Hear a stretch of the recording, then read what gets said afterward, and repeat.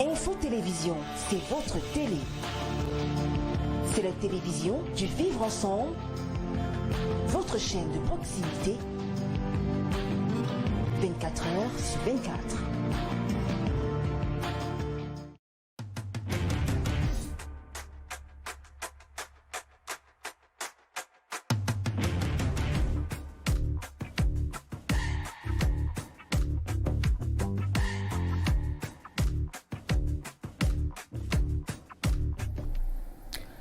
Bonsoir à tous, bon dimanche. Merci de nous retrouver de nouveau sur les antennes d'Info Télévision pour votre émission à bâton rompu, La Ligne Rouge. Réclamée à corps et à cri par une certaine opinion, voire une certaine opposition, le président de la République s'est finalement adressé à la nation camerounaise. Dans un discours circonstanciel, le chef de l'État, son Excellence Paul Biya, la veille de la célébration du 20 mai 2020, événement cette année frappé du sceau de la sobriété en raison du Covid-19, a appelé à l'union sacrée des forces vives de la nation pour barrer la voie au coronavirus. En très exactement 19 minutes, le 19 mai 2020, Paul Biya, dans sa fonction tribunicienne, a tenu à rappeler l'enjeu du combat qui doit surpasser les querelles politiques partisanes, mettant en garde les adeptes de l'instrumentalisation. Notre invité ce soir, qui est un acteur de premier plan dans la lutte contre la pandémie liée au coronavirus à l'échelle communautaire, nous donnera sa lecture de cette adresse présidentielle au peuple camerounais. Dans le même temps, quelques leaders politiques postulants électifs ont tenu à faire entendre leur voix dans une communication devenue certes un effet de mode, mais qui a tout fait de susciter un débat autour des codes politiques. Notre convive ce soir, qui est un cadre d'une formation politique de l'opposition, nous livrera son avis sur cette floraison de discours jugés à tort ou à raison, quelquefois inopportunes et opportunistes, adressés au peuple camerounais. Le don du président de la République d'un montant de 2 milliards de francs CFA constitué de kits pour lutter contre le Covid-19 était encore cette semaine au cœur de la controverse. Des voix se sont fait entendre au sein des collectivités territoriales décentralisées bénéficiaires pour dénoncer l'iniquité dans la distribution du geste présidentiel. Magistrat municipal, notre hôte ce soir nous donnera son impression sur cette actualité. Le contrat pour le financement, la conception, la construction, l'équipement, l'exploitation et la modernisation de 14 postes de péage automatique sur certaines routes couvertes de bitume a été signé cette semaine à Yaoundé. Les attentes de notre convive ce soir en rapport avec ces ouvrages en projection sera également recueillie.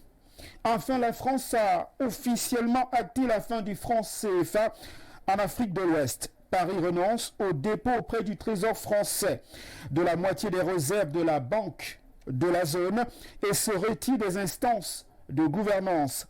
Le franc CFA qui dorénavant va s'appeler l'écho peut-il être un symbole d'une nouvelle relation entre la France et l'Afrique? Notre invité nous dira si, comme beaucoup, il a des appréhensions sur cette nouvelle coopération monétaire annoncée. En deuxième dorsale, nous parlerons ce soir de la bouffée d'oxygène aux collectivités territoriales décentralisées émanant de la décision du Premier ministre fixant la répartition de la dotation générale de fonctionnement. Ensuite, nous passerons au crible la gestion de notre invité dans son unité administrative, sans oublier d'évoquer ses prises de position sur la réforme du social-démocratique front, l'engagement politique des gardiens des traditions et la montée fulgurante d'actes ethnocentristes dans les réseaux sociaux. À présent, ouvrons la séquence consacrée au portrait de l'invité. C'est une immersion dans l'intimité qui vous permet de cerner l'hôte ce soir. À tout de suite. Guy Mesman Kuatewambo, né le 15 octobre 1970 à Loum, est le troisième d'un foyer polygamique de 13 enfants. Tout petit garçon de son époque, Guy Mesman débute ses études à l'école catholique Saint-Jean-Marie Vianney de Loum, un brillant parcours primaire sanctionné par l'obtention d'un CEPE. Une fois au secondaire, l'élève indiscipliné qu'il était devenu va parcourir les classes de 6e en 3e dans 3 établissements situés dans 3 villes camerounaises. Il obtiendra finalement son baccalauréat G2 au lycée technique de Bafoussam. Et plus tard, un BTS en comptabilité et gestion d'entreprise à l'IUT de Banjul. La vie active était déjà en cours de téléchargement. Bon, pendant que je fréquentais, je faisais l'élevage, je faisais l'agriculture. Et il faut dire que pendant que j'étais à l'UIT Fosso-Victor, je me trouvais souvent dans l'obligation de manquer les classes pour aller au marché de Banjul vendre les poulets ou les lapins, parce que quand vous élevez, vous tenez également compte de l'alimentation que vous donnez à ces différents au bétail, parce que plus vous les engraissez, plus également la perte. De fil en aiguille, Guy Mesman Kuatewambo sera tour à tour propriétaire des bars et boutiques qu'il va ouvrir à Bafoussam et à Banjul. Victime de plusieurs cambriolages, il va s'installer à Douala, au quartier Aqua, lieu où il va se lancer dans une autre activité liée à la livraison des œufs, ajoutée à l'élevage des porcs et des lapins. Ensuite, le destin va le conduire au groupe Fosso-Victor, où il sera recruté comme chef comptable en 1998. En 2003, il décide alors de démissionner de ce groupe pour se lancer dans le commerce du bois, export-import, jusqu'à ce jour. Que Papa Fosso-Victor qui est parti, c'était un homme, un autodidacte qui a reçu par une certaine volonté. Donc c'est quelque chose qui nous sert aujourd'hui d'exemple et que les jeunes retiennent une fois de plus qu'on ne devient pas riche parce qu'on est sorcier, mais on devient riche parce qu'on est travailleur. Militant de la première heure au sein du Social Democratic Front, le SDF, c'est véritablement en 2005 qu'il fait son entrée en politique. Bon, c'est comme ça qu'en 2006, je prends la tête de la circonscription électorale de Loum en tant que PCE, SDF PCE. Et c'est comme ça qu'en 2007, nous gagnons les élections avec une majorité absolue. Et ensuite, il a été porté à la tête de la commune de Loum comme maire. Mais par vocation, Guy Mesman Kuatewambo fait l'unanimité à Loum. C'est la raison pour laquelle les populations de cet arrondissement lui ont accordé un second mandat lors des dernières élections municipales. Au quotidien, il pense à la transformation de la ville de Loum, mais surtout à la santé et au bien-être des populations.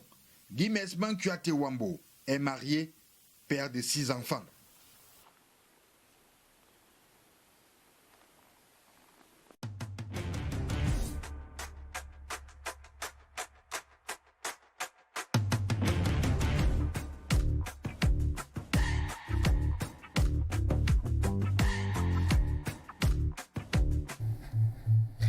Voilà, à travers ce tableau, vous en savez davantage sur l'invité qui a bien accepté d'être avec nous ce soir dans le cadre de cette livraison de la ligne rouge sur les antennes d'Info Télévision. Cette émission admettra l'interactivité. Vos questions uniquement seront recueillies par SMS au 695 38 79 46.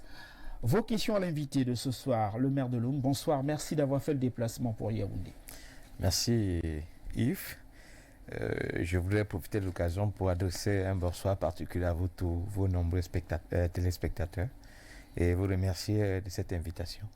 Monsieur le maire, je voudrais qu'on commence, comme vous l'aviez certainement vu, structuré à travers mes propos liminaires, par des questions d'ordre actuel, d'actualité. D'abord, l'adresse du président de la République à la veille de la célébration de l'édition 2020 de la fête de l'unité.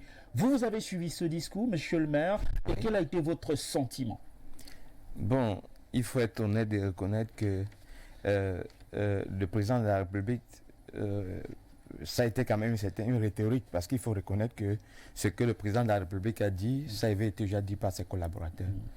Et de mon point de vue, il faut admettre que la sortie du président de la République vise essentiellement à faire taire un certain nombre de rumeurs qui courent, que ce soit sur son état de santé ou sur sa vie. Donc moi je pense que de mon point de vue, il n'y a pas eu des annonces assez majeures. Et la seule chose qui me désole là, c'est que quand un président de la République sort, il faudrait que dans des conditions, dans ces circonstances pareilles, On s'attend effectivement à ce qu'il y ait quelque chose qu'on n'a pas encore attendu. Malheureusement, je peux dire que je suis resté également sur ma faim.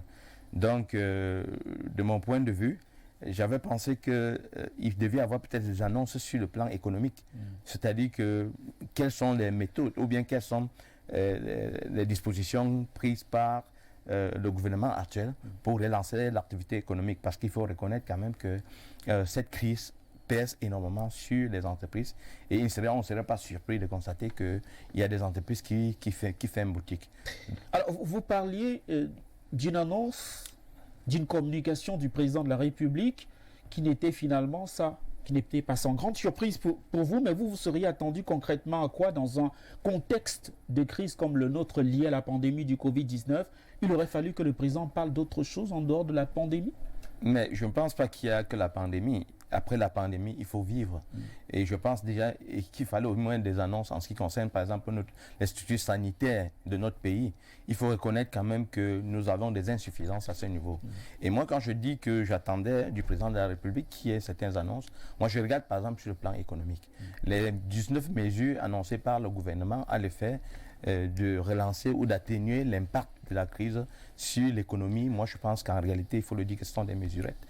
Parce que Pourquoi des mesurettes, monsieur le maire? Parce que le fait de payer, par exemple, de rembourser à une entreprise une TVA qui est due, ce n'est pas une mesure. Je crois qu'en réalité, on ne doit pas attendre des pandémies pour pouvoir régler ce qui appartient aux entreprises.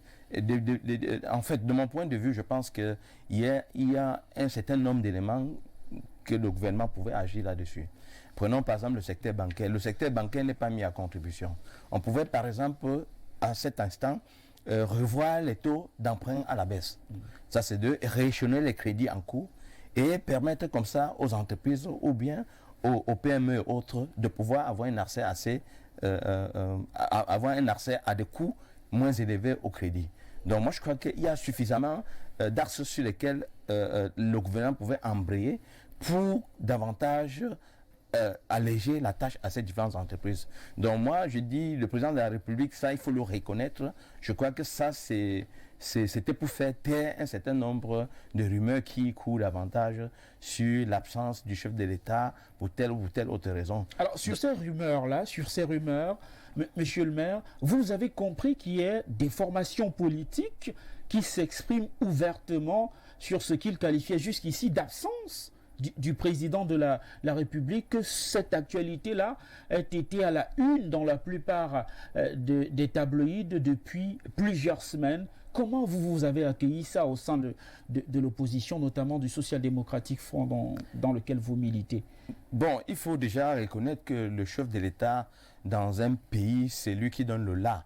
Et puis, c'est comme un chef de guerre qui, dans des moments difficiles, doit être présent pour revigorer ses troupes. Donc, moi, je pense qu'il ne faudrait pas que les gens... Alors, cette présence-là, vous la matérialisez comment? Il aurait fallu que le président de la République agisse à tous les niveaux de responsabilité pour que vous sentiez sa présence dans la gestion des affaires? Non, on n'a pas forcément que le président de la République agisse à tous les niveaux. Moi, je pense qu'il faut quand même être honnête de reconnaître qu'il y a une certaine absence en ce qui concerne la présence du chef de l'État. Les gens veulent se sentir en confiance.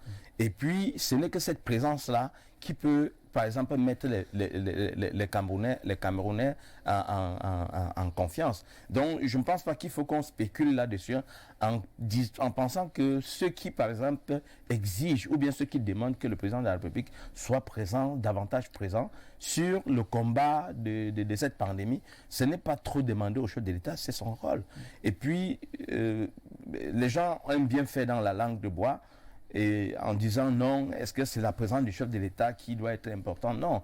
Et nous avons vu sur d'autres cieux comment est-ce que les présidents sont montés au front, en front office, pour le combat face à cette pandémie. Et je ne pense pas que ça ne date pas d'aujourd'hui. Je crois que c'est peut-être le style du président de la République, mais son style, il doit permettre, en tant que la vitrine du pays, naturellement, le citoyen lambda est en droit de porter peut-être des critiques ou bien des observations sur son président de la République en restant courtois. Donc ça, c'est ce que moi je peux dire. Alors, votre formation politique, s'agissant des 19 mesures édictées pour soutenir les secteurs sérieusement impactés par la crise du Covid-19. Votre formation politique s'est exprimée, a salué ces mesures-là, mais s'est dit quelque peu inquiet par la première, l'ouverture des débits de boissons au-delà de 18 heures. Votre appréciation de cette mesure-là, est-ce que vous pensez également que cette mesure n'était pas très bonne au regard de l'actualité sanitaire du pays? Bon, disons en réalité que l'ouverture des bars me semble un peu prématurée, vu le fait qu'aujourd'hui, la pandémie va croissante. Donc, il n'était pas de bon ton que peut-être les débits de boissons. Et c'est pour cette raison que beaucoup de gens critiquent le fait qu'il n'y ait pas eu un minima lors de la fête de l'unité. Si au niveau des bars, les gens s'entassent, au niveau des snacks, nous avons observé, pour le déplorer, qu'à l'annonce de ces mesures, on a vu les Camerounais se ruer vers les débits de boissons comme si leur vie en dépendait.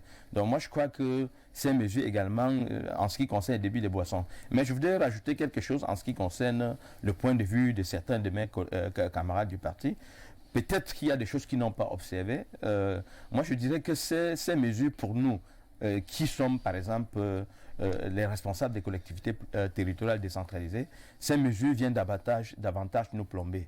Nous plomber en ce sens que l'impôt libératoire, les droits de place sur le marché et un certain nombre de taxes qui faisaient partie de nos recettes, aujourd'hui nous ne pouvons plus les avoir. Et ce qui est dommage, c'est que l'État n'a pas pris en compte le fait que les collectivités territoriales doivent être le bras séculaire de l'État dans cette lutte.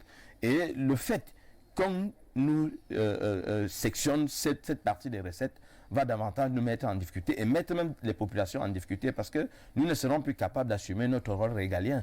Donc c'est pour cette raison que nous interpellons le gouvernement en disant que moi je crois qu'il faut faire quelque chose pour permettre que les communes puissent davantage aider l'État dans cette lutte. Et même sur le plan économique, si nous n'avons pas les moyens, par exemple, d'enlever les poubelles, vous convenez avec nous que la pandémie ne peut que s'accroître. Si nous n'avons pas les moyens de désinfecter nos marchés, vous conviendrez avec nous que la pandémie ne peut que s'accroître. Vous, au sein de municipalité, que faites-vous concrètement pour barrer la voie au Covid-19?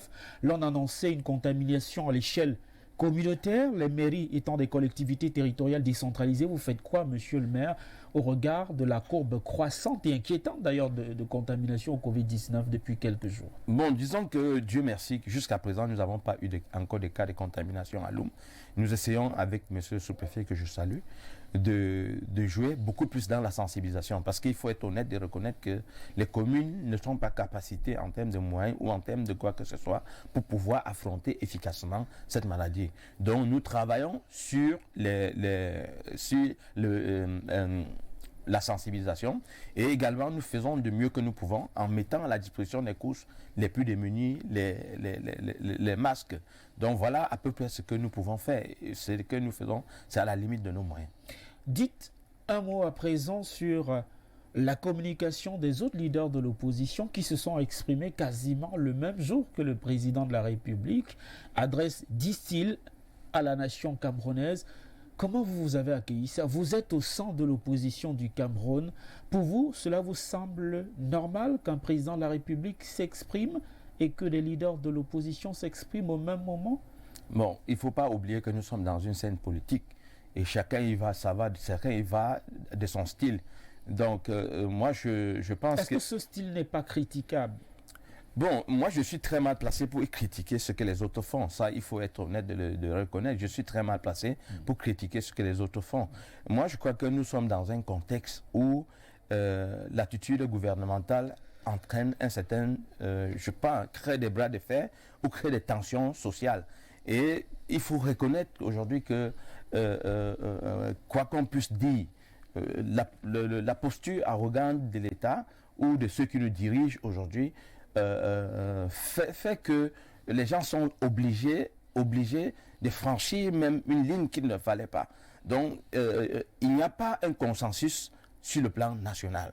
Parce que ce que les autres disent, ce que les autres revendiquent aujourd'hui n'est que normal.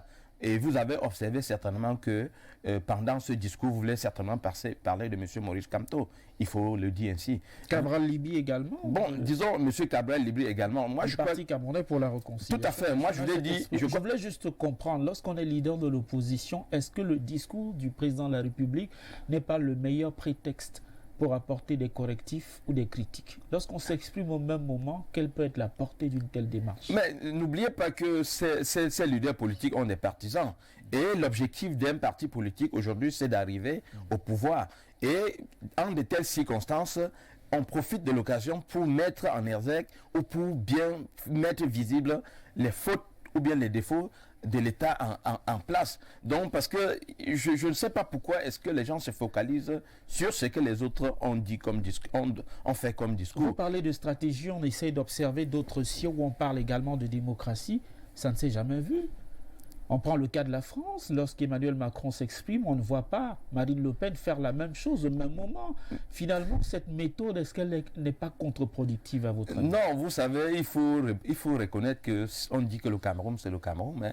Et si vous voulez prendre cet exemple en parlant, par exemple, de la France, moi, je pense que la France... Qu'on a souvent considéré comme un modèle. Comme un modèle, mais la démocratie française n'est pas la démocratie camerounaise. Donc moi, je crois qu'on ne peut pas transposer ce qui se passe en France au Cameroun. Mais il faut dire une chose qui est claire. Moi, je pense que le pays nous appartient tous. Le Cameroun n'est la propriété de personne. Nous devions, à un moment donné, nous arrêter et nous regarder dans les yeux et dire qu'est-ce qui ne va pas. Parce qu'il y a beaucoup de dérives. Que ce soit de l'opposition ou du parti au pouvoir, il y a beaucoup de dérives. Et je crois que ceux qui ont la responsabilité de ce pays, c'est ceux qui nous dirigent, c'est ceux qui nous gouvernent.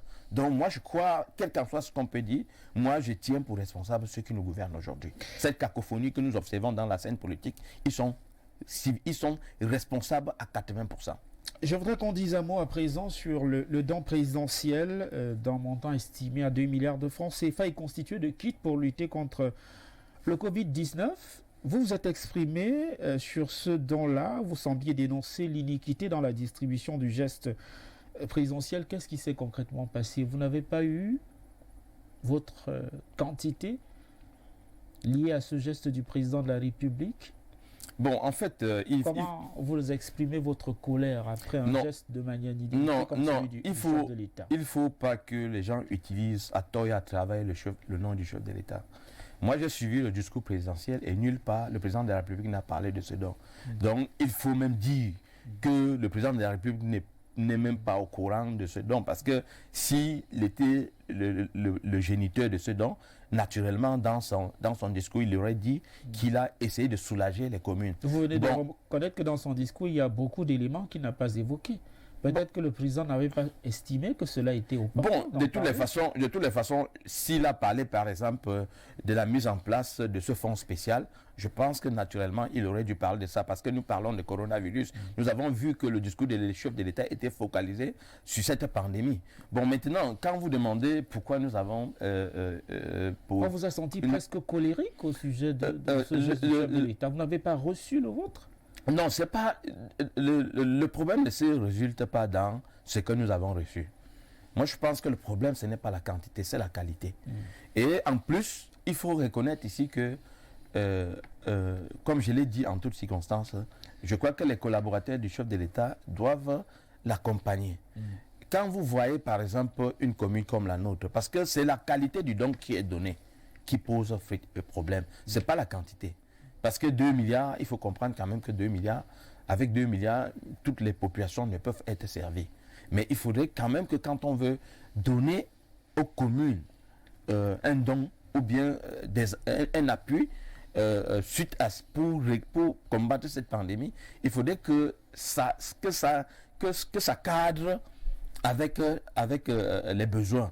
Parce qu'il faut reconnaître qu'au fur et à mesure que nous progressons dans cette maladie, les besoins d'hier ne sont plus les besoins d'aujourd'hui. Donc, on ne peut pas venir dans une ville comme la nôtre, on nous donne les seaux maçons. Mais pratiquement, qu'est-ce que vous faites avec un seau maçon? Nous avons eu 200 seaux maçons. Qu'est-ce que vous en faites avec 200 seaux maçons? Donc, moi, je pense que c'est inapproprié. Et nous avons reçu 2 cartons de gel hydroalcoolique. Dans les cartons, il y a 12. Donc ça fait 24. Il y a les formations sanitaires qui ont eu une boîte de gel Mais c'est assez ridicule, on ne peut pas... Et ce qui est de pernicieux là-dedans, ça, permettez-moi de vous le dire. Pourquoi je dis que ce qui est de pernicieux là-dedans, c'est que vous comprenez que c'est même un complot, à la limite. Parce que quand on donne le don arrive dans les provinces. Les préfets vont chercher les dons. Et maintenant, les sous-préfets également vont au niveau d'un Consamba chercher.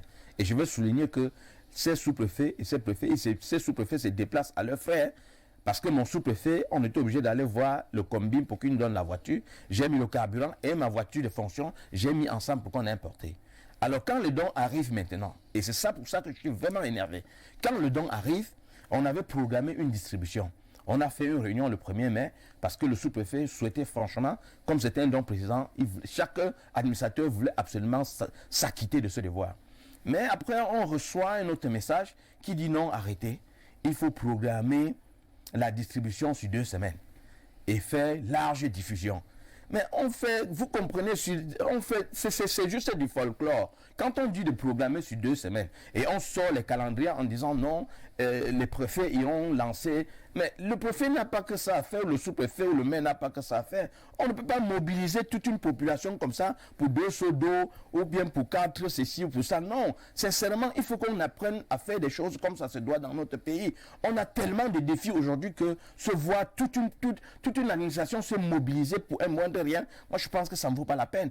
Donc vous voyez, on essaye un peu d'enfumer les Camerounais en faisant tout un tapage tout autour de la distribution de ce don, et alors qu'en réalité, il n'en est rien. Donc ce don, moi je le dis honnêtement, le chef de l'État doit savoir que s'il a effectivement ordonné que ce don soit mis à la disposition des collectivités territoriales décentralisées, il faut savoir effectivement que les gens ont échoué parce que ça ne répond pas aux besoins des collectivités. Et il faut rajouter également que il faut que la décentralisation, qu'elle soit effective. On en parlera. Merci. On en parlera. Je voudrais qu'on dise un mot sur le contrat de financement. Je parlais de la conception, la construction, l'équipement même des 14 postes de péage routier. Cette semaine, le ministre des Travaux publics a annoncé la signature d'un contrat dans cette perspective-là. Vous êtes maire au sein de la commune de Loum, 14 postes de péage routier. C'est un projet qui pourrait prendre corps dans les prochains jours, voire les prochaines semaines. Bonne ou mauvaise nouvelle pour vous? Bon, je dirais, certainement pour moi, je dirais mauvaise nouvelle. Parce que pourquoi on installe un péage? Il faut d'abord définir pourquoi on installe un péage. Je crois que la plupart du temps, puisque nous copions l'Occident, quand on installe un péage, en réalité, c'est la plupart du temps sur les autoroutes ou bien sur les nouvelles routes qui ont été conçues par un partenariat public-privé. Bon, maintenant, quand on installe ces péages, je vois par exemple un tronçon comme partant de Loum jusqu'en Consamba, il y aura 2 péages. Mais maintenant, les riverains qui sont aux abords de ces péages et qui certainement sont obligés de faire un ensemble d'allers et retours. Donc vous comprenez que c'est un surcoût pour la population camerounaise. Mais là, ce n'est pas le véritable problème. Là où le bas blesse, c'est que est-ce que ces péages, oui, on va les installer? La qualité des routes. Parce qu'on pouvait encore dire, oui, l'intention c'est de financer au maximum la construction des nouvelles routes. Mais si on doit mettre des postes de péage, oui, bling, on met des postes de péage, les gens vont payer de façon automatique, ça va générer de revenus parce que j'ai vu, l'intention c'est d'atteindre autour de 53 millions de francs en 2039, je pense. Donc maintenant, si les routes ne sont pas entretenues pour permettre à l'usager que quand il paye ce péage, qu'il se sent franchement qu'il est en train de contribuer pour le progrès de son pays. Moi, vous comprenez aisément pour quelles raisons les gens ne peuvent pas être satisfaits de ces différents péages. On doit installer, je crois qu'aujourd'hui, il doit y avoir 54 péages dans tout le Cameroun. On va construire dans un premier temps 14 péages. Donc, la circulation dans le territoire national doit être embouteillée par l'ensemble de ces péages-là. Et sincèrement, ce n'est pas les 53 milliards de francs dont on pense récolter d'ici en 2039 qui va soulager la vie des Camerounais. Et déjà, il faut reconnaître ici que ce péage-là, c'est un partenariat, comme vous avez dit, et je crois qu'il y a un coût de location de l'ordre de 8 milliards, de l'ordre de 8 milliards par an. Donc, au finish, moi je pense que on ne doit pas continuer à traire les Camerounais comme ça se passe là, il faut quand même qu'on puisse, des besoins de base, les routes, il faut que les Camerounais aient les routes et que les Camerounais se sentent fiers, se sentent à l'aise de s'acquitter de ce droit de passage. Sinon, on ne voit pas pourquoi. Je voudrais avec vous que l'on dise un mot pour cette qui est la première partie, que l'on parle un tout petit peu du franc CFA. Vous avez certainement suivi également cette actualité où la France a acté la fin du franc CFA en attendant évidemment les ratifications par les parlements des pays de la zone de l'Union économique et monétaire ouest africaine. Mais il y a encore une sorte d'appréhension au sein de la zone CEMAC. On se dit franc CFA éco, finalement, qu'est-ce qui change concrètement? Est-ce que vous avez accueilli ça comme une bonne nouvelle, vous qui êtes sans doute de ceux qui pensent que le Cameroun a besoin de sa souveraineté économique? Bon, disons que je peux dire que c'est mitigé, hein. Ma satisfaction, elle est mitigée. Moi, il faut déjà reconnaître et encourager qu'au niveau de l'Afrique de l'Ouest, l'intégration sous-régionale est avérée. Et je pense qu'ils sont suffisamment avancés pour avoir une monnaie commune. Bon, maintenant, ce qui gêne, c'est que la parité reste fixe. C'est-à-dire qu'avec l'euro, l'éco et l'euro, la parité reste fixe. Donc, en ce moment, il faut dire que les pays de l'UEMOA n'ont pas la maîtrise totale de leur monnaie. Parce qu'ils ne peuvent pas faire fluctuer leur monnaie à leur gré ou pour faire face à une préoccupation économique. Donc, c'est là où le bas blesse. Et bon, maintenant, il faut reconnaître ici que c'est uniquement les pays utilisant le franc CFA. Bon, maintenant, les géants comme par exemple le Nigeria, comme le Ghana et autres, comment est-ce qu'ils vont faire pour intégrer cette zone monétaire? Surtout que le Nigeria, selon les informations que j'ai lues, le Nigeria n'est pas d'accord que la parité soit fixe ou la parité soit indexée sur l'euro. Donc, je peux dire ici que c'est un pas, mais le cordon ombilical n'est pas rompu. Maintenant, si nous revenons au niveau de l'Afrique centrale, moi je dis on n'est même pas sorti des lornières, on ne pense même pas à cette situation. Et vous allez regarder que la zone de l'Afrique centrale, je peux même dire que c'est la dernière zone économique au monde. Parce que quand vous regardez par exemple les zones de l'Afrique de l'Ouest, vous regardez leur façon de progresser, leur façon de s'organiser. Et là, il faut quand même reconnaître que la démocratie, c'est aussi un facteur de développement. Oui. Ça, il faut le reconnaître. Le changement des hommes permet à ce qu'il y ait des idées nouvelles, qu'il y ait des gens qui ont des défis. Or, nous constatons effectivement qu'en Afrique centrale, la scène politique est balkanisée et les responsables aujourd'hui ne pensent pas qu'ils ont de comptes à rendre aux populations. Donc, quand c'est comme ça, naturellement, les choses ne peuvent pas avancer.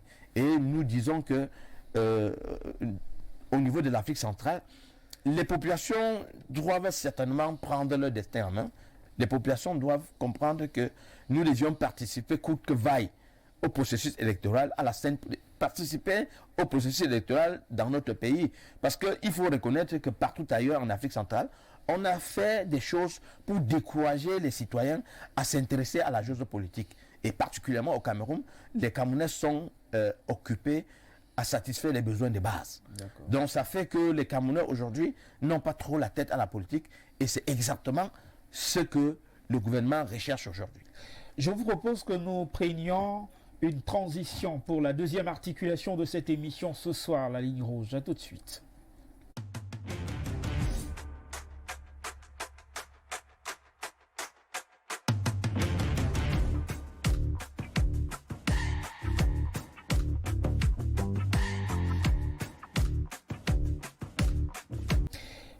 Guy Mesmin Kouyaté Wambo, maire de la commune de Loum et cadre du social-démocratique Front avec vous, je voudrais qu'on aborde dans le cadre de ce registre des questions d'ordre thématique, la décentralisation. Nous y sommes. Que vous a inspiré la décision du Premier ministre portant sur la répartition de la dotation générale de fonctionnement? J'y arrive pour le compte de l'exercice 2020. Mais honnêtement, quand on va dire ça, moi je maîtrise un peu mieux le sujet, mais c'est un remake. En 2019, c'était exactement la même chose. Le véritable problème qui me gêne là-dedans, ce sont les frais de fonctionnement. Parce qu'on observe qu'il y a beaucoup de commissions qui sont créées. Et ces commissions, pour moi, sont budgétivores. Bon, s'il faut revenir effectivement à la décentralisation, moi je dirais actuellement que le code général des décentralisation actuellement n'est pas fonctionnel. Pourquoi ce code n'est pas fonctionnel? Non, c'est pas fonctionnel. C'est pas fonctionnel. Pourquoi? Parce que la plupart des compétences qui sont transférées aux communes nécessitent un cadre réglementaire ou un décret d'application. Si vous prenez par exemple l'éducation, quand il y a une décentralisation, il faut la ressource humaine. Or, le statut de la fonction publique locale, qui devait être promulgué par le président de la République par décret, jusqu'aujourd'hui, ça n'existe pas. Depuis 1996 à nos jours, la fonction publique locale n'a pas un cadre réglementaire. Bon, maintenant, si vous êtes, par exemple, comme on a décentralisé, on vous transfère les compétences comme la santé, au niveau des centres des districts de santé, comme l'éducation, par exemple, les enseignements primaires, les enseignements de base, et, par exemple, comme l'exploitation des minerais non concessibles. Mais vous ne pouvez pas vous risquer tant qu'un cadre réglementaire ne nous oriente pas. Comment est-ce que vous pouvez utiliser ces compétences? Et il est bien dit que si ces différents déroulements ne sont pas mis en place, c'est le statu quo actuel. Donc vous conviendrez avec moi que vous ne pouvez pas exercer une fonction. La décentralisation aujourd'hui, on a l'impression que les textes sont piégés chez nous. C'est-à-dire que quand j'observe ce qui s'est passé certainement en 2019, parce qu'il faut reconnaître que c'est lors du grand dialogue qu'un ensemble de recommandations ont été prises. Et je crois que c'est sur cette base que le nouveau Code général de la décentralisation a été rédigé. Mais on a l'impression que les intentions qui ont amené les gens à faire la tripartite de 96 sont restées les mêmes. Il n'y a pratiquement rien qui a changé. Donc, il faut... Alors, vous dites qu'il n'y a rien qui a changé. Je rappelle qu'on parle effectivement de la loi du 24 décembre 2019 portant sur le Code des collectivités territoriales décentralisées adopté et promulgué dans notre pays. J'aimerais qu'on y reste. Il y a quand même une nette évolution pour ce qui est de la dotation générale de fonctionnement qui devrait passer d'1% à peu près à 15%. C'est vrai qu'en raison des multiples crises que traverse le Cameroun, on en est encore à 1%. Mais là-dessus, justement, monsieur le maire, votre municipalité a certainement eu également 100 millions l'année dernière au cours du dernier exercice. Qu'avez-vous fait concrètement avec ça? En réalité, quand on dit dotation générale d'investissement, en fait, c'est pour l'investissement. Oui. Mais moi, je dis, quand on parle de l'argent, il faut reconnaître que ce n'est pas l'argent qu'on donne aux communes. C'est une délégation des dépenses. Oui.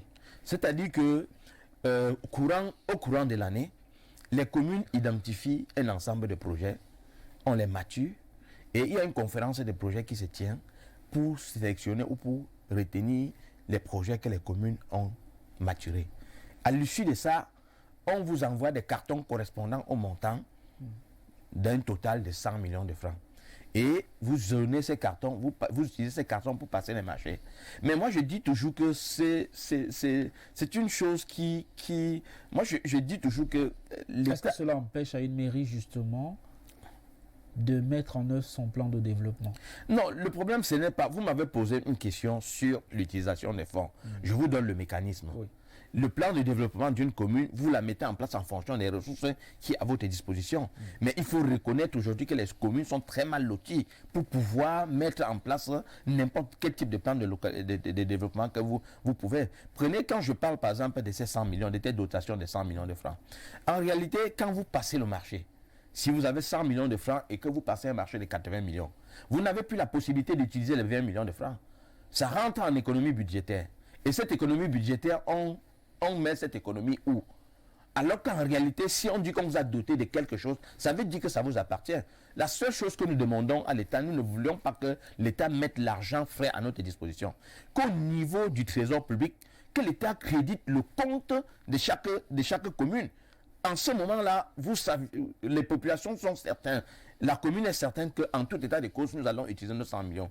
Parce que n'oubliez pas aussi que la commande publique aujourd'hui est extrêmement difficile. Les prestataires sont des adjudicataires des marchés, mais la plupart ont un dossier physique propre, mais dans le fond, ils n'ont pas les moyens. Et certains qui compter peut-être sur les règlements d'un certain nombre de marchés qu'ils ont réalisés pour le compte de l'État, les paiements traînent. Donc ça fait qu'à un moment donné, vous trouvez des marchés qui sont tombés dans le clos. Et quand c'est tombé dans le clos, ça suppose que la commune ne peut plus utiliser ces fonds qui ont été mis à sa disposition. Donc vous voyez, c'est assez difficile. Et on a l'impression que c'est un entourloupe. Et puis, les gens ne sont pas sincères dans ce qu'on est en train de faire. Pourtant, la décentralisation, c'est le seul outil qui peut permettre, de façon équitable, de développer notre pays.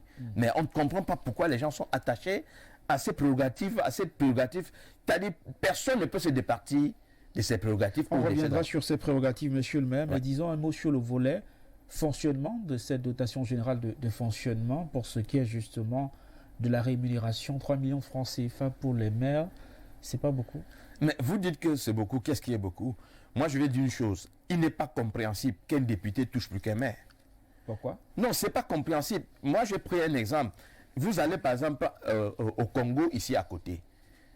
Le maire a une voiture de fonction. Il a une garde de corps. Il a les frais de souveraineté de 40 millions de francs par an.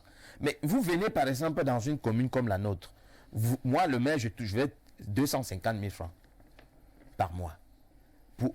Il faut être sédentaire parce qu'il faut travailler. Aujourd'hui, la mairie, ce n'est plus une histoire où on s'amuse. Il faut avoir un background et il faut être là présent pour que ça fonctionne. Donc, quand on donne, par exemple, aujourd'hui au maire 250 000 francs, mais ça représente quoi? Ça ne représente effectivement rien. Donc, moi, je pense que ici, de mon point de vue, les maires doivent être ceux qui doivent le mieux toucher dans ce pays. Parce que n'oublions pas que le maire gère un territoire. Il est comme un petit président de la République dans sa circonscription. Donc il a un ensemble de responsabilités partant de la santé, de la sécurité, autant de choses. Bon, il est donc incompréhensible aujourd'hui qu'un député. Et je voudrais embrayer là-dessus en disant quelque chose. On dit chez nous en patois que c'est la patate qui avait accepté qu'on la mange crue, puisque vous ne pouvez pas manger le macabo cru, pour dire que les CVUC ne jouent pas leur rôle. Les responsables des CVUC ne jouent pas leur rôle. Les CVC est noyauté, c'est-à-dire qu'en réalité, il y a plus de clivage politique. D'accord. On avance. Vous étiez en train de développer, je veux qu'on reste justement sur les collectivités territoriales décentralisées. Nous parlions du volet fonctionnement de cette dotation générale de fonctionnement. J'aimerais qu'on revienne justement sur la loi du 24 décembre 2019 portant sur le code des collectivités territoriales décentralisées. Diriez-vous que cette loi est liberticide pour l'émancipation des municipalités? Autrement dit, monsieur Kouyaté Wambo, est-ce que les maires ont plus de pouvoir avec cette nouvelle loi?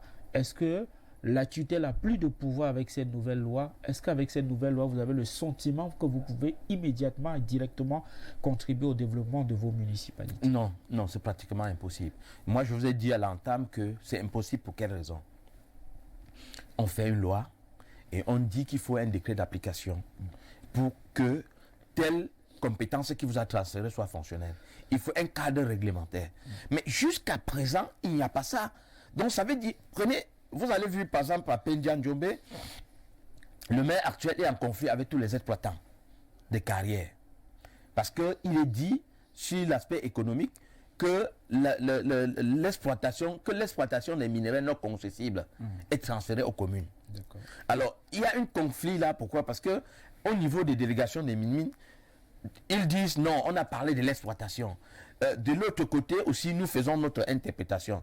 Mais il n'y a pas encore de cadre réglementaire pour dire exactement comment est-ce que ces compétences ou comment est-ce que cette exploitation doit se dérouler. Donc moi je crois que c'est là où le bas blesse. Parce que si on veut enclencher le développement, il faudrait que les lois soient complètes. Comme ça, à chaque fois que vous êtes en fonction, vous pouvez embrayer sur tous les pédales pour faire avancer la décentralisation. Bon, en ce qui concerne le rôle de la tutelle, bon, on fait tout et tout pour que la tutelle à tous les niveaux revienne. Mais ce n'est pas là la préoccupation. Notre préoccupation, c'est de nous permettre de travailler. On ne peut pas travailler dans un État en mettant l'État de côté. Mais nous disons qu'on multiplie les contrôles autant qu'on le peut, mais qu'on nous donne les possibilités de travailler. Parce qu'aujourd'hui, il faut reconnaître qu'il est difficile. Si vous allez dans les communes, prenez un exemple. les CAC du 4e trimestre. Centimes additionnels. Du centime additionnel communal du 4e trimestre 2019 ont été payés au 2e trimestre 2020. Donc ça veut dire que celui du 1er trimestre déjà 2020, on ne l'a pas. Et quand vous allez par exemple au niveau du trésor, si vous avez de l'argent là-bas, vous avez des difficultés. Moi j'ai payé la CNPS, je dis bien ça, j'ai payé la CNPS par le trésor public camerounais. Et la CNP m'a écrit pour dire qu'elle va fermer mes comptes, fermer les comptes de la commune, sous le prétexte que l'argent que nous avions fait payer à partir du trésor n'est pas revenu dans leur compte. Nous sommes allés voir le TPG, il nous a donné une correspondance en disant que le ministre des Finances avait insu, bien le directeur de la CNPS avait insu que la CNPS soit payée dans tel compte. Oui. Donc vous voyez qu'il y a une certaine difficulté pour les communes à travailler. Toutes les communes aujourd'hui ont des aérés de ça. La plupart des communes, la mienne, non, on n'en a pas parce qu'on essaie de faire le mieux qu'on peut. Toutes les communes, avant que ce CAC n'arrive, certaines communes avaient 7 mois d'aéré de salaire. Mais vous ne pensez pas que si vous avez déjà 7 mois d'aéré de salaire, comment vous allez faire pour régler les autres attributions que vous avez? Ce serait difficile pour vous de pouvoir satisfaire aux besoins de vos populations dans cette circonstance. Parlons justement de la gestion de votre municipalité. Dans le cadre de cette décentralisation, les municipalités deviennent de véritables acteurs de développement. J'aimerais qu'on dise un mot sur quelques-uns de vos projets. La valorisation du potentiel minier. Parlons justement, je parle en l'occurrence de la carrière de Poseland sur la route de Bokossi, à la frontière avec Tombal. Ouais. Vous avez également des carrières de terre du côté de Boneko. Alors, sur ces carrières de terre, sur ces ressources minières, vous aviez annoncé des études de faisabilité. Vous parliez également des études lancées en vue de son aménagement, de son exploitation. Où en êtes-vous? Bon, disons que je reviens à ce que je disais tout à l'heure. Vous ne pouvez pas exercer ces compétences tant que le cadre réglementaire n'existe pas. Parce que ça crée des conflits. Vous voyez des exploitants donc, qui ont eu des autorisations venant du ministère. Oui. Hein? Et vous n'êtes pas concerné. Et je veux même encore dire quelque chose. Quand vous allez parler, par exemple, du Code général de décentralisation, prenez par exemple le foncier. Quand, par exemple, on immatricule un terrain dans une ville, le maire n'est concerné nulle part. Le maire n'est concerné nulle part. Alors qu'en réalité, on dit que le certificat d'urbanisme est requis pour tout acte, toute transaction immobilière. Or, vous allez chez les sous-préfets font descendre les commissions. Le maire, en réalité, est juste informé, mais le maire n'a rien à dire. Vous pouvez être un maire, vous vous retrouvez le lendemain qu'on a peut-être immatriculé peut-être des endroits qui, dans le plan d'occupation des sols, sont peut-être interdits aux constructions ou aux autres. Alors qu'en réalité, si les maires étaient impliqués là-dedans, ça devait faire de telle sorte qu'à chaque fois, quand il y a une descente sur le terrain, le maire dit, bon, dans le plan d'occupation du sol, il n'est pas prévu qu'on puisse faire une construction ici. Donc l'immatriculation des terrains dans cette zone est formellement interdite. Donc vous voyez, c'est assez difficile. Très bien. Qui perçoit les redevances de la PHP, les plantations de Haut-Pédia depuis l'éclatement des 3 municipalités, Pédia, Loum et Djombe? Mais il faut reconnaître que la PHP paie au niveau des grandes entreprises. Oui. Donc nous, au niveau des communes, nous ne percevons pas quelque chose. Mais maintenant, je pouvais dire que bon, il y a quelques avancées, comme je l'ai dit au niveau de la Code général de décentralisation, l'utilisation des eaux souterraines ou des surfaces. Donc maintenant, les redevances que la PHP payait aujourd'hui peut-être à l'État pour l'utilisation des eaux de surface, que ce soit pour l'arrosage ou bien pour leur station de traitement des bananes. Aujourd'hui, ces eaux qui sont utilisées, les redevances doivent être payées au niveau de la commune. Donc, pour dire que... Quelle commune? Au niveau de la commune de Loum, là, dans le lieu de prélèvement. D'accord. S'il y a des stations de lavage à Pédia et que le prélèvement est fait à Pédia naturellement, le règlement de ces redevances vont être payés au niveau de Pédia. Donc, pour dire que qui perçoit la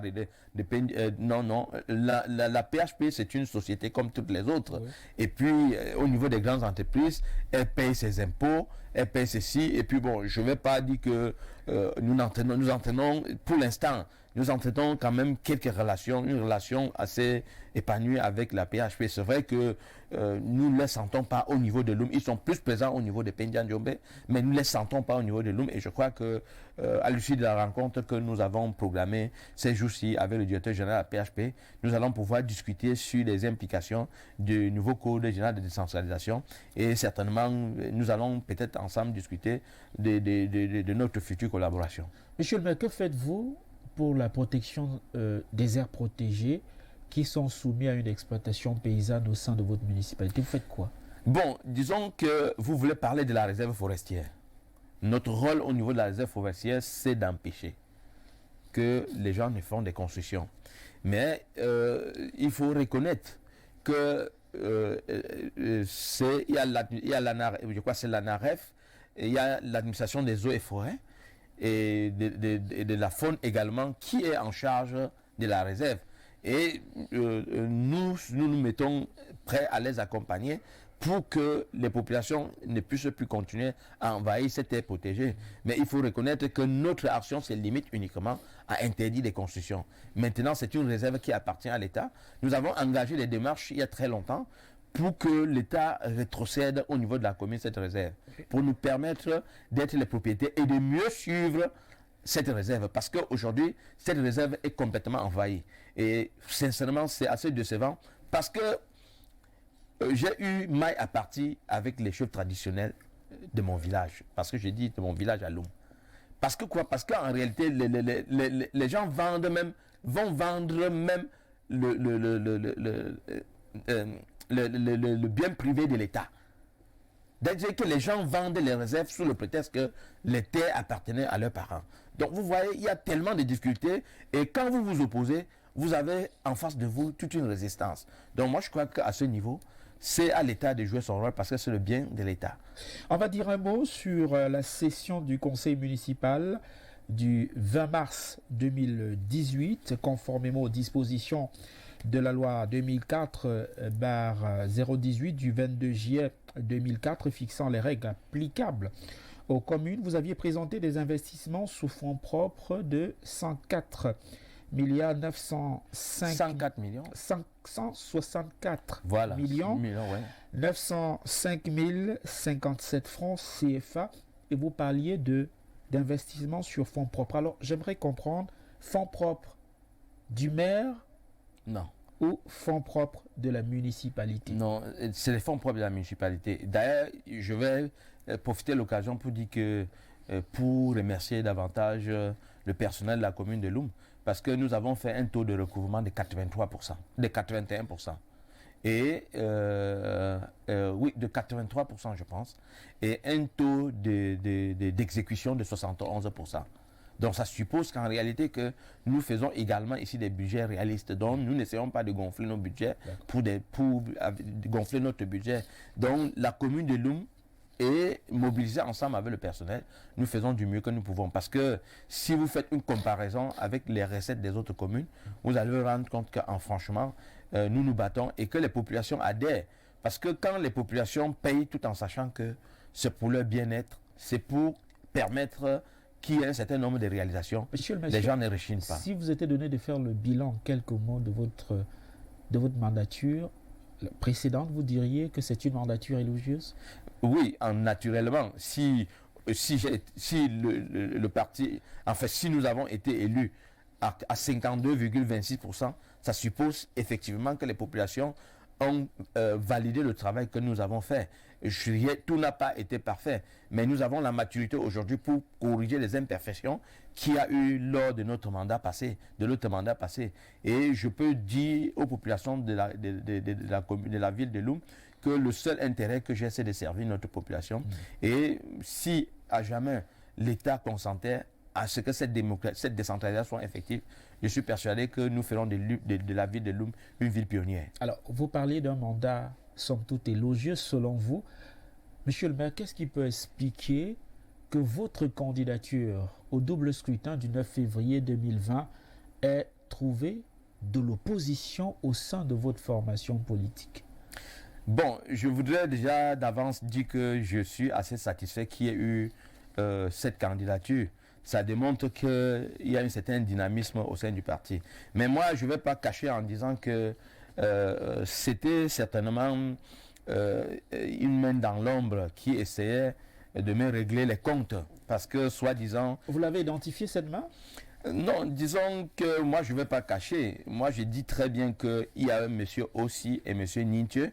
Ils ont d'abord appelé mon PCE pour lui proposer le poste. Et mon PCE gabonais, lui, l'a dit franchement, tel que nous avons travaillé à Loum, on pense que ce monsieur a pesé de tout son poids pour que notre liste passe. Il ne serait pas concevable de lui faire un bébé dans le dos. Et nous sommes allés le 17 discuter avec le Ram Ninthieu, parce que nous avions eu un différend dans notre forum. Moi, j'ai dit, le résultat sur lequel nous nous glorifions ne ressemble pas, c'est pas pour un parti comme le SDF. Et de là, nous avions eu quelques échanges. Et de cet échange, ils ont estimé que j'ai manqué du respect à l'honorable Ninthieu, j'ai manqué du respect à l'honorable aussi, j'ai insulté le chairman. Bon, ils sont venus avec une liste d'investiture en disant que c'est le chairman qui avait signé. Mais quand on regarde aujourd'hui, ça ne ressemble en aucun cas à la signature du chairman. Et en plus, le chairman n'était pas au pays. Donc moi, j'ai pris ça assez sportivement. Et moi, je profite de l'occasion pour dire que j'ai la faiblesse de penser que tout pouvoir vient de Dieu s'il est légitime. Parce que nous avons subi d'énormes difficultés à partant de la liste jusqu'à l'élection, jusqu'à la session de plein droit. Mais moi, je me dis, à cœur voyant, rien n'est impossible. Moi, je suis pas venu SDF derrière quelqu'un. Et si je veux partir aujourd'hui, je ne partirai pas parce que c'est quelqu'un qui me demande de partir. Moi, je suis là pour travailler et je suis là pour faire avancer. Et dans toute organisation, il y a des gens qui critiquent. Parce que si on ne critique pas, on ne peut pas se remettre en cause et ça ne peut pas avancer. Donc les gens doivent prendre la critique, pas comme des affronts, mais certainement comme l'émulsion ou bien quelque chose qui fait avancer un parti. Parlons justement de votre formation en politique, Monsieur Kouyaté Wambo. Votre formation politique a été créée le 26 mai 1990.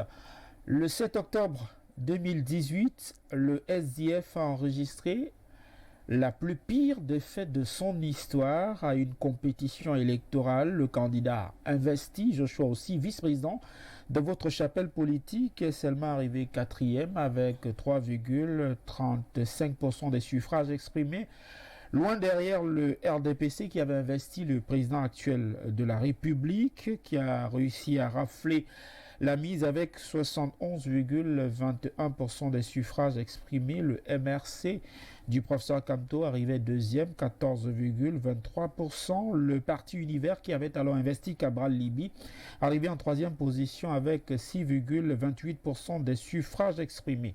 Lors des municipales et des législatives d'il y a quelques mois, votre parti a continué sa chute libre. On peut d'ailleurs l'observer à travers le nombre de parlementaires que vous tenez au niveau de l'hémicycle de Ngouaekele, mais également au palais des congrès où siège le Sénat. Vous avez 5 députés et vous avez aujourd'hui 7 sénateurs, alors que lors de la dernière mandature, ils étaient 14. Vous vous êtes exprimé dans la foulée, précisément le 22 avril 2020, sur la situation de votre formation politique, où vous demandiez, je cite, le départ des caciques du parti de la balance. Monsieur Kouyaté Wambo, à qui faisiez-vous allusion très exactement?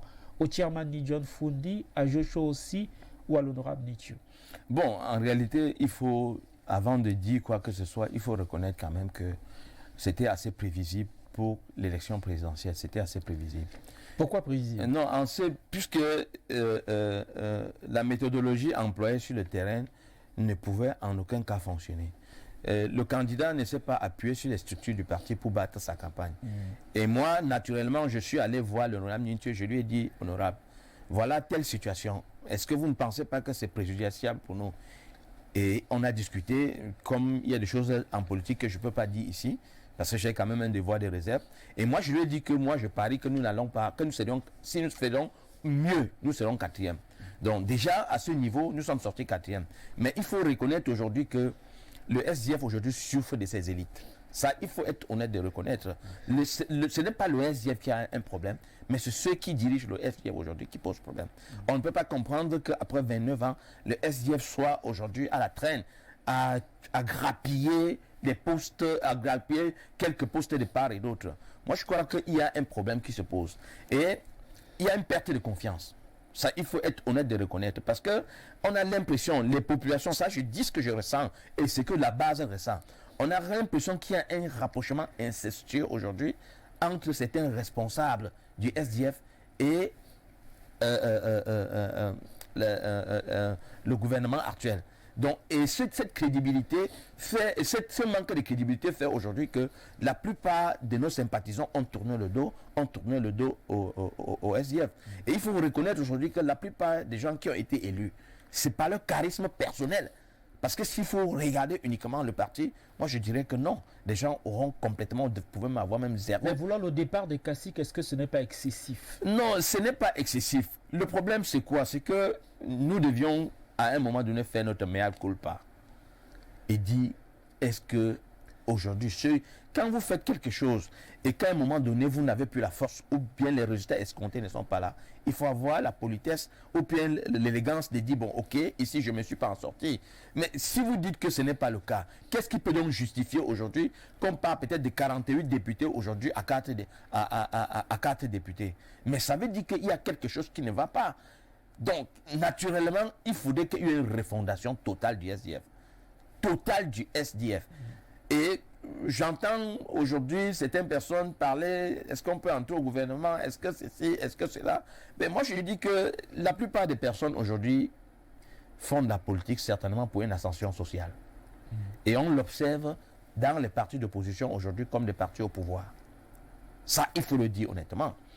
Et c'est pour cette raison que les Camerounais aujourd'hui ont tourné le dos à la chose politique.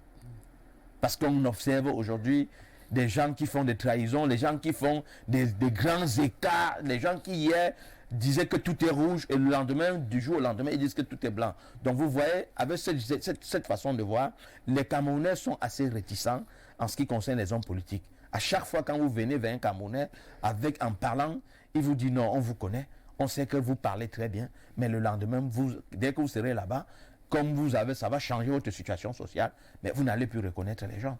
Donc moi, je crois que au niveau du SDF, il faut reconnaître qu'il y a quelque chose qui ne va pas. Bon, maintenant, vous parlez de quand vous parlez de aussi, vous parlez de Ninthieu. Bon, moi, je dis, bon, le président régional, aussi était président régional, ça fait 17 ans qu'il est président régional. Bon, aussi était le premier vice-président. Moi, je crois qu'aujourd'hui, il faut du sang neuf, il faut une autre façon. Surtout que ce sont des gens qui n'écoutent pas, ils n'aiment pas des conseils. À chaque fois que vous portez une critique, ça devient une chasse aux sorcières. On dit non, il bavarde trop, il fait ci, il fait ça. Non, on pense que dans toute organisation, à un moment donné, même quand le plus petit vous dit que ici ça ne va pas, essayez quand même d'écouter, puisque nous avons les résultats qui sont là pour nous démontrer que le SDF est en très grande et en perte de vitesse extraordinaire. Et nous avons même seulement eu la chance. Parce que si le MRC était allé aux élections, je suis persuadé que je ne suis même pas sûr qu'on n'aurait même pas eu un député. Ça, il faut le reconnaître. Il faut dire honnêtement la vérité. Disons un mot sur la branche des réformateurs du social-démocratique. Justement, vous dites appartenir à cette branche-là. Est-ce que vous avez un programme d'action? Bon, qui voulait le départ. Non, disons que forcément, nous ne pensons pas, nous ne disons pas que, nous c'est pas venir pousser les gens et les mettre à la porte. Nous apportons des idées et je pense que les autres également qui sont là auront leurs idées à faire prévaloir. Il y aura certainement une confrontation et le jeu démocratique va trancher. Si nous ne sommes pas satisfaits, d'autres prendront des décisions qui les conviennent. Donc moi je crois que ce n'est pas une guerre entre telle ou telle autre personne. Non, ce sont des idées. Et l'intention ici aujourd'hui, c'est de faire renaître le SDF et d'une autre façon. Un parti politique doit se sentir d'abord proche des populations. Un parti politique doit réaliser pour le compte des populations. Parce que tant que si vous êtes quelqu'un qui réalise, si vous êtes un parti politique qui démontrait aux populations que vous prenez en compte leurs préoccupations, naturellement vous allez être adoubé. Donc moi je crois qu'il faudrait que le STF puisse changer complètement. Moi, je me réserve de dire un certain nombre de choses en ce qui concerne, parce que c'est ma formation politique. Mon intention, ce n'est pas de détruire ma formation politique, mais en ce qui concerne les individus, je peux parler à souhait des individus, parce que là, ça n'impacte pas, vient pas impacter la formation politique. Avec des positions comme celles qui sont les vôtres, qui pourraient être jugées comme anticonformistes au sein de votre formation politique, vous ne craignez pas l'article 8.2? Non. Moi, pour ceux qui me connaissent, je ne suis pas obligé de faire la politique. Et je suis non plus obligé d'être maire. Parce qu'il faut d'abord avoir une certaine indépendance. Et je gagne quand même ma vie, je parviens à nourrir ma famille, je parviens à manger. Donc moi, je ne trouve pas les raisons pour lesquelles moi, je vais être embrigadé pour l'intérêt des autres. Parce que ceux qui sont là aujourd'hui essayent un peu d'être au sommet. Quand vous travaillez, ce sont les seuls qui ont le bénéfice, ils ont le fruit de ce travail. Si les gens estiment que ma position est anticonformiste, il y a des textes, il y a des mécanismes, il y a des conseils de discipline, chacun viendra se défendre. Si à jamais on estime que j'ai enfreint la loi ou bien j'ai enfreint le règlement du parti, bon, la sanction qui s'impose, on la prend. Donc pour moi, je ne viens pas, si je critiquais pour rien, vous conviendrez avec moi que le SDF n'aurait pas gagné à 52%. Nous avons gagné en 2013. Nous avons gagné également en 2020 à la majorité absolue. Ça suppose que les propositions que je fais, quand même, ont une certaine valeur. Sinon, comment est-ce qu'on a fait pour gagner donc à 2 reprises et à la majorité absolue? C'est parce que les gens ne veulent pas comprendre. C'est assez simple. Et moi, je profite de l'occasion pour dire, les gens, la plupart vont dire que non, c'est peut-être une vantardise. Mais moi, je dis, personnellement, je le dis, que moi, si j'étais le président national du SDF, le SDF aurait pris le règne de ce pays sans tirer un coup de fusil. Parce qu'en réalité, il faut travailler pour le peuple. Tant que vous ne travaillez pas pour le peuple, vous pensez qu'ils vont vous faire la confiance? Pourquoi? Beaucoup de gens sont dans les formations politiques pour s'enrichir. Il faut une certaine vocation pour servir. Et quand vous n'avez pas cette vocation, comment est-ce que vous comptez faire pour vous en sortir? Donc moi, je crois que les hommes politiques doivent revoir leur façon de penser. Si nous voulons que les populations nous font confiance dans un changement, dans la paix, mais il faudrait que nous démontrions que nous sommes dignes de leur confiance. Si nous ne sommes pas dignes de leur confiance, ils vont dire, ben dis donc, on préfère que ça reste comme ça. Je voudrais qu'on parle de vos positions en rapport avec l'engagement des gardiens des traditions à présent. Vous avez semblé fustiger le meeting qui avait été organisé par le sultan roi des Bamoun et qui avait pour l'occasion mobilisé les chefs traditionnels autour du RDPC. Je rappelle que le sultan agissait en qualité de représentant permanent du comité central dans la région de l'ouest du Cameroun, le comité central du Rassemblement démocratique du peuple camerounais. Vous avez qualifié ce meeting d'hérésie pour indiquer que les chefs traditionnels ou les gardiens des traditions n'avaient pas leur place dans ce meeting. Pourquoi? Bon, vous convenez avec moi qu'aujourd'hui les chefferies sont fragilisées. Parce que quand vous êtes un chef et que vous êtes un acteur politique, vous allez avoir en face de vous un de vos administrés. Et cet administré ne peut plus s'adresser à vous avec la même révérence. Vous êtes seulement en ce moment-là des protagonistes, c'est-à-dire que vous êtes des compétiteurs sur la scène politique. Et je voudrais rajouter quelque chose en disant que moi j'ai l'impression que de façon inconsciente, nous sommes en train de finir le travail des colons. Parce que l'intention des colons, quand les colons sont arrivés en Afrique, et je dirais particulièrement au Cameroun, ils ont trouvé que les chefferies étaient organisées. Dans certaines chefferies, on avait la possibilité de donner le nom des générations, de génération en génération. Et le colon est contre tout ce qui est comme culture. Parce que quand vous n'avez plus de culture, vous n'avez plus de base. Donc aujourd'hui, quand nous voyons par exemple nos chefs traditionnels aller être des sénateurs, alors qu'en réalité, en étant sénateur, ça ne leur apporte rien. Parce que je prendrais par exemple le cas de mon chef, le chef Bandjoun. Il n'a pas besoin d'être sénateur. Il a suffisamment, il a ses enfants, quand je dis ses enfants des Bandjounais, qui peuvent suffisamment donner mieux que ce qu'il peut garder au niveau du Sénat. Donc vous voyez, ça c'est une façon d'inféoder les chefferies traditionnelles. Parce que les chefferies traditionnelles pouvaient être comme par exemple une barrière Mais aujourd'hui, on les inféode. Et c'est pour cette raison que vous voyez que les chefs traditionnels, on est allé jusqu'à proposer par exemple des salaires aux chefs traditionnels. Donc moi je pense qu'à ce niveau, ce n'est pas, quand on le dit, ce n'est pas pour insulter notre chef traditionnel, c'est pour qu'ils prennent conscience. Parce qu'aujourd'hui, la tradition est en train de se perdre totalement. Parce que les gens, en dehors de ce pouvoir naturel que les chefs traditionnels ont, mais vous voulez quel autre pouvoir? Ce que vous avez dépasse déjà ce que c'est qu'on peut vous proposer, que ce soit sénateur ou que ce soit député. Donc les chefs doivent se mettre à l'écart pour que à chaque moment, quand il y a une compétition politique, qu'ils ne se trouvent pas en face de leurs administrés. Quand ils se trouvent en face de leurs administrés, naturellement, le crédit qu'on apportait. Pourquoi les chefs ne devraient pas faire la politique? Mais puisqu'en réalité, vous êtes c'est comme quelqu'un qui a plusieurs enfants ou bien plusieurs femmes.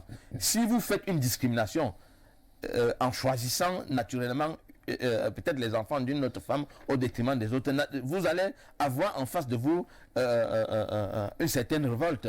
Donc les chefs traditionnels ne vont pas faire de la politique. Pourquoi? Parce que quand vous êtes déjà partisan, vous avez un parti que vous avez choisi. Mais naturellement, ceux qui ne sont pas de votre parti, comment vous les gérez? Ce sont des conflits qui sont visibles, puisque vous êtes obligé de prendre un certain nombre de positions et soutenir. Et ceux-là, ils sont en face de vous. Leur souhait également, c'est d'arriver là où vous soutenez. Est-ce que quand vous regardez la nomenclature de nos chefferies aujourd'hui, vous n'avez pas le sentiment que ça ressemble à des micro-États et les chefs sont un peu comme des monarques traditionnels qui exercent déjà une fonction politique? Pourquoi ça vous paraît si difficile de voir ces gardiens des traditions s'investir pleinement? Non, moi je crois qu'il faut distinguer les choses. Quand ils exerçaient ce pouvoir, c'était dans le cadre d'un ensemble. C'est-à-dire qu'ils restaient purement traditionnels. Ils n'avaient pas une interférence avec la chose politique sur le plan administratif. Donc c'est là où il y a la différence. Parce qu'aujourd'hui, la politique, c'est une compétition. Nous sommes dans un système pluraliste. Au niveau des chefferies, ce n'est pas un système pluraliste. Ce sont des héritages qui s'acquièrent par le lien de sang. Donc, à ce niveau, on ne peut pas faire une comparaison avec la scène politique actuelle, avec la scène politique classique. Je parcourais un tout petit peu le décret du 15 juillet 1977 régissant les chefferies traditionnelles. Et en parcourant cette loi, je constate qu'aucune obligation de réserve, à l'instar de ce qui est des autorités de la préfectorale, n'est imposée aux chefs traditionnels. Ils peuvent donc faire la politique. Bon, sauf que je veux même profiter de l'occasion pour vous dire que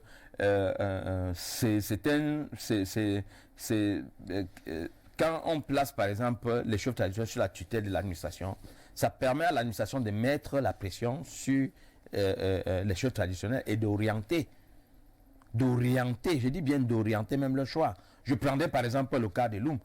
Pendant la période électorale, nous avons vu des chefs qui avaient des pressions où on leur demandait de voter pour le parti au pouvoir.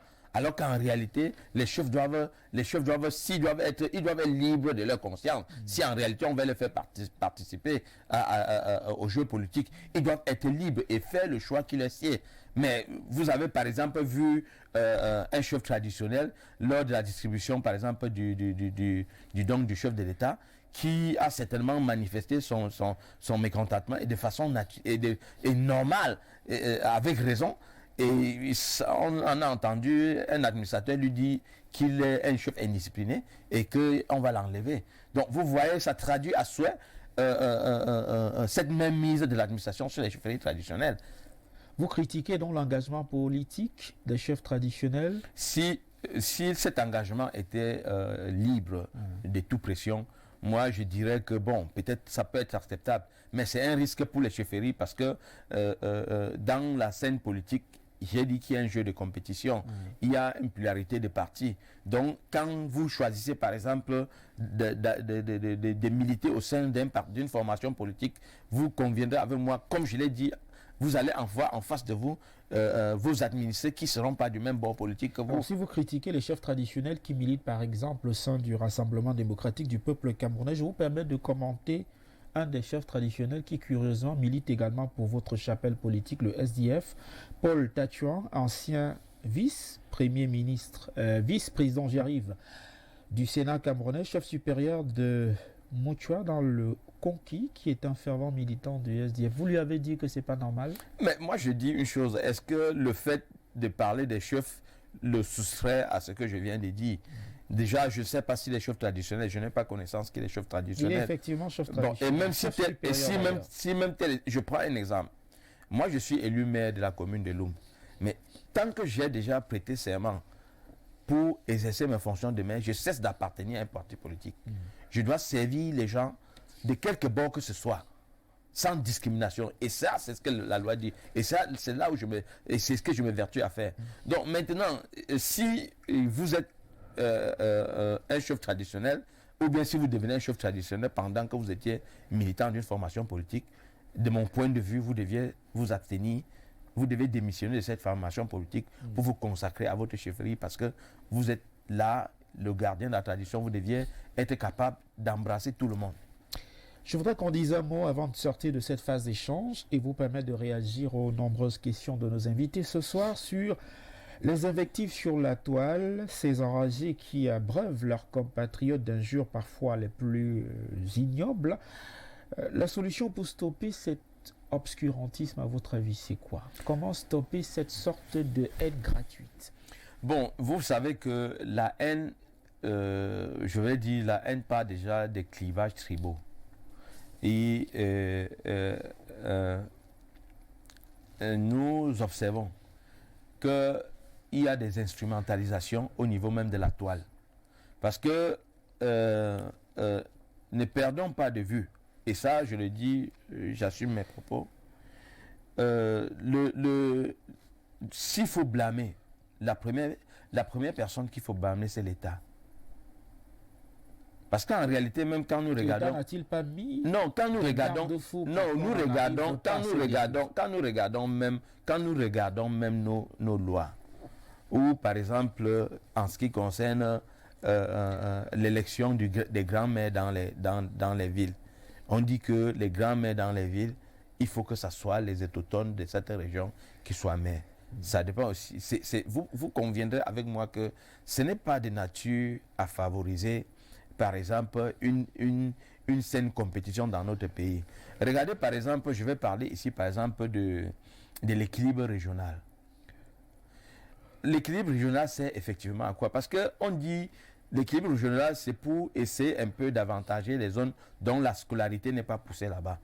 Depuis combien? Depuis 60 ans, qu'est-ce qu'on a fait pour capaciter ces zones? Parce qu'en réalité, on ne peut pas aujourd'hui parler des conséquences sans regarder les causes. Parce que si il faille que notre pays avance, il faudrait que la tribu disparaisse. On ne doit plus, la notion du tribu doit être secondaire. Chacun appartient à une tribu, c'est vrai, mais cette notion doit être secondaire. Et c'est pour cette raison que nous disons aujourd'hui que ce vivre ensemble dont l'État en parle constamment. Moi, je dis que l'État parle de ça quand ça leur sert. Parce que s'il faut bien regarder ce vivre ensemble, on parle de tribalisme, on parle au niveau de la toile. Et puis, je veux vous faire remarquer que ce tribalisme se vit beaucoup plus sur la toile. Hein, parce qu'au quotidien, je ne vis pas ce tribalisme, moi, en tant que Camerounais. Les gens essaient... de votre ville cosmopolite. Non, je ne vis pas. Je ne connais même pas de quoi il est question. Sincèrement, je vous dis honnêtement la vérité. Je ne vois même pas, en dehors du fait qu'on essaie d'instrumentaliser les autochtones, les chefs traditionnels, je ne vois même pas. Et puis, en principe, personne n'y pense même. On vit au quotidien, que ce soit avec les Bassa, que ce soit avec les Sawa, que ce soit avec les Beti, que ce soit avec les Zéondo, que ce soit avec les Fulbe. On vit au quotidien. Et moi, je ne perçois pas ce tribalisme-là. Je le perçois uniquement au niveau des réseaux sociaux et au niveau de l'administration. Ça, c'est là où je perçois le tribalisme. Parce qu'on semble aujourd'hui jeter l'opprobre sur les autres. On semble aujourd'hui indexer les uns et les autres. Mais n'oublions pas qu'ici, au niveau de la toile même, il y a des gens qui utilisent des faux profils, qui utilisent des profils à l'effet de diviser davantage les Camerounais. Donc, il ne faut pas que... Moi, ce que je peux dire uniquement aux Camerounais, c'est que il n'y a personne qui construira notre pays à notre place. Très bien. Et nous n'allons pas, personne ne doit déménager ce pays. Nous sommes tous des Camerounais et nous sommes contraints d'y rester. On va prendre la dernière articulation de cette émission ce soir pour avoir les réactions de quelques téléspectateurs. À tout de suite.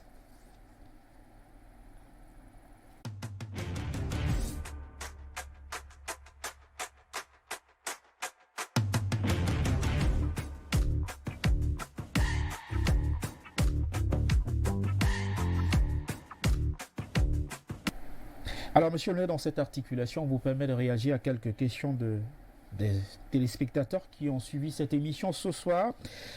Bonsoir. Au plateau de l'émission, quels sont les rapports du maire avec le chairman de son parti? Est-il à l'aise au sein du social-démocratique franc? Enfin, que s'est-il vraiment passé pour qu'il redevienne maire vu qu'on ne voulait pas de lui? C'est Franck Donkondengui qui vous adresse cette question. Bon, si lui dit qu'on ne voulait pas de moi, je suis assez surpris que je sois maire aujourd'hui. Peut-être qu'il, je ne sais pas, peut-être qu'il sait de quoi il parle. Mes rapports avec le chairman, mes rapports avec le chairman sont les rapports comme avec tout le monde. Hein. Je ne privilégie pas un rapport avec X ou avec Y. J'ai adhéré à une formation politique et j'ai adhéré en cette formation politique. Il y a un ensemble d'idéaux que promeut ce parti politique. Donc c'est ça qui m'intéresse. Ce n'est pas, ce n'est pas de, comment est-ce que je vais dire, c'est pas des rapports individuels avec des personnes, non. Nous sommes dans une formation politique et je crois que la seule chose qui nous anime, c'est les projets portés par ce parti politique. Alors, quels sont les documents qu'on doit remettre aux conseillers lors de la session en vue de l'adoption du compte administratif? C'est Irène Loa, conseillère municipale au sein d'une commune à l'est du Cameroun, qui vous écrit. Bon, disons que de toutes les façons, déjà, il y a le compte administratif que le maire doit mettre à la disposition des communes, des conseillers. Il y a le compte de gestion matière. Et ici également, il y a le compte du receveur municipal. Donc ça, ce sont un ensemble de... Et évidemment, s'il y a des délibérations, ces délibérations vont être mises à la disposition des communes. Donc, il y a des travaux en commission qui se font avant la tenue du conseil. Donc voilà, c'est dans ces éléments qu'on va mettre à la disposition. Parce qu'il faut reconnaître que le compte administratif, c'est le rendu de l'exécution du budget. Donc c'est un rendu de l'exécution du budget. Bonsoir, Info Télévision. Je voudrais féliciter votre invité pour sa franchise. C'est Asako qui nous a écrit ce message. Bonsoir. La décentralisation ne peut pas sauver les régions. C'est Bardio qui nous a écrit également ce message. Bonsoir le plateau, excusez-moi d'être hors sujet. Je veux savoir ce que pense le maire par rapport au licenciement de certains employés temporaires dans les municipalités. Doit-on nécessairement licencier pour employer les siens? C'est Obama de Yaoundé. Bon, disons qu'en réalité, nous avons observé, pour le déplorer quelquefois, dans nos mairies que les recrutements sont politiques. Et en ce qui concerne les temporaires, la loi dit que les contrats à durée déterminée pour les temporaires ne peuvent pas excéder 3 mois renouvelables une seule fois. Au-delà de ces 3 mois, vous êtes censé recruter ces temporaires. Bon, maintenant, les contrats pour une durée déterminée, peut-être de 2 ans, sont strictement réservés aux cadres.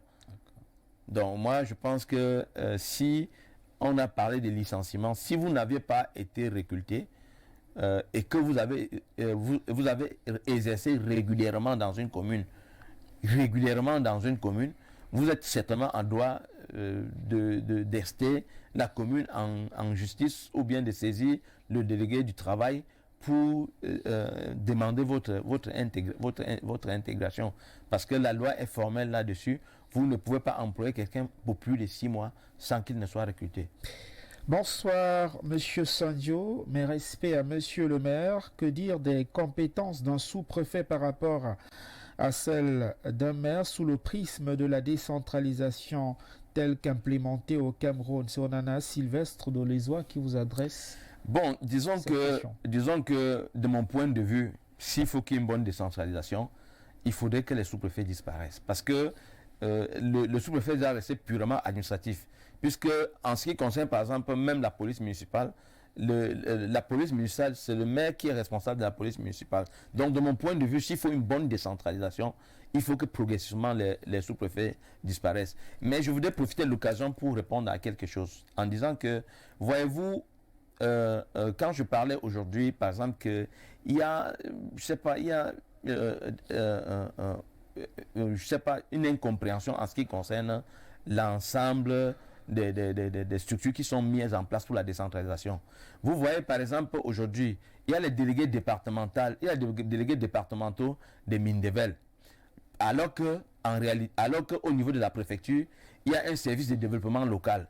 Bon, le délégué départemental là, qui est nommé, il va donc servir à quoi? Étant entendu que son rapport, il dépend du préfet. Donc, il ne peut pas exercer sa compétence directement sur les maires.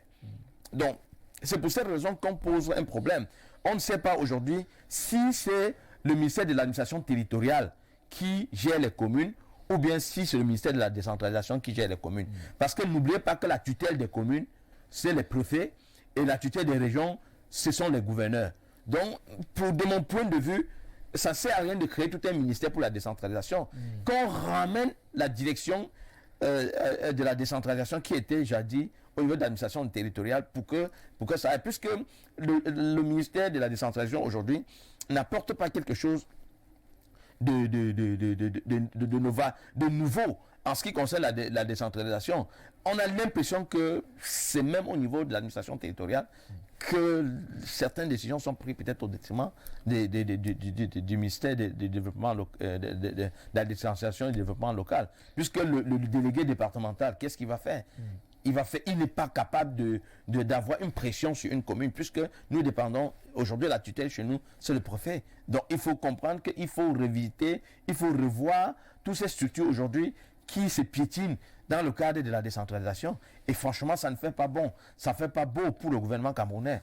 Je voudrais qu'on dise rapidement un mot à cette dame. C'est Marie de Pupédia qui dit qu'elle a appris qu'une femme sortant de l'Oum décédée à cause du Covid-19. Est-ce que cette information est Bon, je n'ai pas encore eu l'information. Je ne sais pas où est-ce que la femme est décédée. Est-ce que la femme est décédée à Pendia? Est-ce que la femme est décédée à Loum? Bon, là, je n'ai pas une information.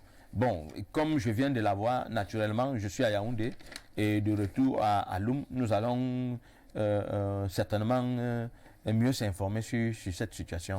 Guy Mesmin Kuate Wambo, maire de la commune de Loum, cadre du social-démocratique Front, merci d'être venu pour cette émission de Ligne Rouge. Merci, je vous remercie et je voudrais profiter de l'occasion pour dire aux Camerounais, quand nous nous exprimons ainsi, beaucoup de gens disent que vous ne craignez pas pour votre vie. Moi, je dis non. Nous avons à cœur de construire un pays. Nous avons à cœur d'apporter des critiques pour que ceux qui aujourd'hui nous dirigent s'améliorent. Donc, il ne faudrait pas qu'on pense ça comme des affronts. Nous sommes des opérateurs, nous sommes des exécutants, nous sommes ceux qui sont sur le terrain et nous sommes en même d'apporter des conseils judicieux au gouvernement pour que la décentralisation avance, pour que le Cameroun avance et pour que franchement cette démocratie puisse être une démocratie apaisée. Et je crois que j'enjoins les autres partis de formation politique en disant qu'il faudrait que les prochaines élections, que nous ayons un code de consensus pour donner plus de crédibilité à nos élections. Merci d'être venu dans le cadre de cette livraison de Ligne Rouge ce soir. Merci pour vos multiples contributions et questions à cette émission. J'aurai sans doute le privilège et le plaisir de vous retrouver dimanche prochain. S'il plaît à Dieu, bien le bonsoir.